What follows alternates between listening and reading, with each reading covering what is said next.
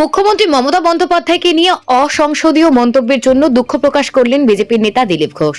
বুধবার প্রাতঃভ্রমণে বের হন বর্ধমান দুর্গাপুর লোকসভা কেন্দ্রের বিজেপির প্রার্থী দিলীপ ঘোষ। সেখানে তিনি বলেন, আমার বক্তব্য নিয়ে বিতর্ক প্রথমবার নয়। যে ভতিতা করে, অন্যায় করে, তার সামনে বলি। এবার আমি যা বক্তব্য রেখেছি মাননীয় মুখ্যমন্ত্রী মমতা, যার সম্বন্ধে আমার ব্যক্তিগত ঝগড়া নেই, কোনো ক্লেশ নেই, কোনো দুর্ভাবনা নেই, কিন্তু উনি যে রাজনৈতিক বক্তব্য বারবার দিয়েছেন, মানুষকে বিভ্রান্ত করেছেন, আমি তার বিরুদ্ধে বলেছি এবং প্রশ্ন করেছি ও প্রতিবাদও করেছি। আমার ভাষার শব্দ চয়ন নিয়ে অনেকের আপত্তি আছে, আমার পার্টির আপত্তি আছে, অন্যান্যরাও বলেছেন যদি তাই হয় তাহলে আমি দুঃখিত। কিন্তু আমার প্রশ্ন হচ্ছে, তারই পার্টির এক নেতা, তারই পরিবারের এক নেতা কাঁথিতে দাঁড়িয়ে আমার বিধায়ক দলের নেতাদের, তার পরিবারকে, তার বাবাকে এর থেকেও খারাপ ভাষায়, কুরুচিকর ভাষায় আক্রমণ করবে।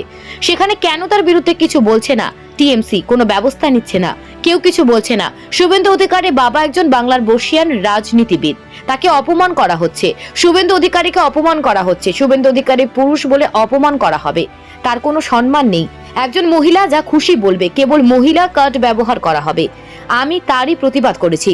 বুধবার বর্ধমানে টাউন হলে মাঠে বেশ কয়েকজন দলীয় কর্মীদের সঙ্গে নিয়ে দিলীপ ঘোষ হাঁটেন, সাধারণ মানুষের সঙ্গে কথা বলেন তিনি। তারপর তিনি চায় পে চর্চায় অংশ নেন। তিনি জেতার বিষয়ে চরম আশাবাদী। তিনি বলেন, হাওয়া ঘুরছে, এতেই বোঝা যাচ্ছে ভোটের ফল কি হবে। আমার বক্তব্য নিয়ে বিতর্ক প্রথমবার নয়, কারণ আমি যে ভনিতা করে, অন্যায় করে, তার সামনে বলি।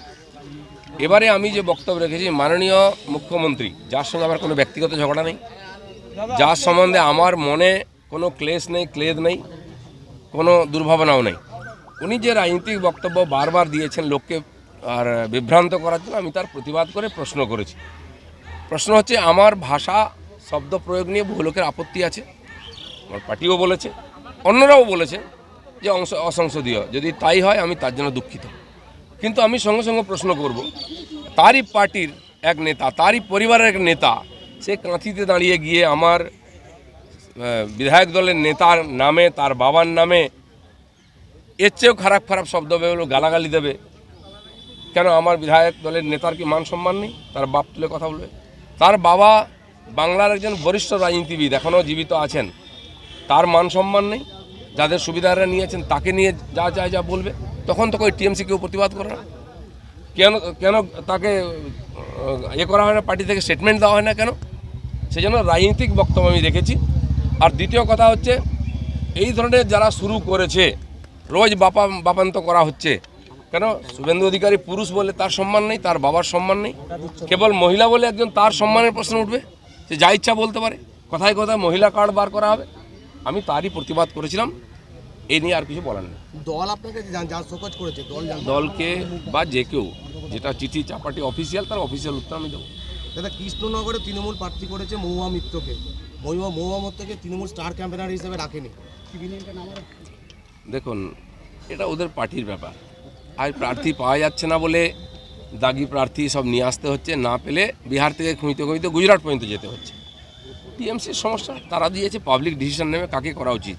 যারা কৃষ্ণনগরের মতো এরকম ঐতিহ্যশালী জায়গা, চৈতন্য মহাপ্রভুর স্মৃতি বিজড়িত, সেই জায়গার একজন সাংসদ গিয়ে পার্লামেন্টের মধ্যে যা মুখে আসছে বলে দিচ্ছেন, আমি তো কিছুই বলিনি, তারপরে সাসপেন্ড হচ্ছেন, তার অনেক নাটক হচ্ছে। সেই রকম ব্যক্তিকে তারা কি ভোট দেবেন? আমরা রাজ পরিবারের একজন বধূকে, রাজমাতাকে নিয়ে এসে তার সামনে রেখেছি।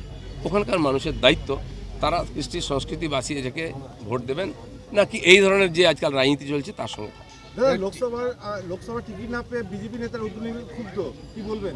বলছে প্রার্থী হওয়ার মাপকাঠি কি বোঝা সম্ভব নয়, যারা প্রার্থী হয়েছে। শোনো, পার্টিতে বহু লোক এসছেন, অ্যাপ্লাই করেছেন, যারা পুরনো নেতা তারাও চাইছেন, অনেকে চান, টিকিট চেয়েওছেন। পার্টি সবার কথা ভেবেছে, তারপরে তার যেটা ঠিক মনে হয়েছে সেই জায়গায় তারা ঘোষণা করেছেন পার্লামেন্টারি বোর্ড। এটা আমরা পার্টির সৈনিক হিসেবে মেনে নিয়েছি। এখনও বাকি আছে কিছু ঘোষণা, আর সেটা সর্বোচ্চ নেতৃত্ব এই ব্যাপারে ডিসিশন নিচ্ছেন, আমার কিছু বলার নেই। বলছি দাদা, মাদক কারবারি অভিযোগে তৃণমূলের আক্রমণের পর দলেরই বিক্ষোভের মুখে বারাসাতে বিজেপি প্রার্থী।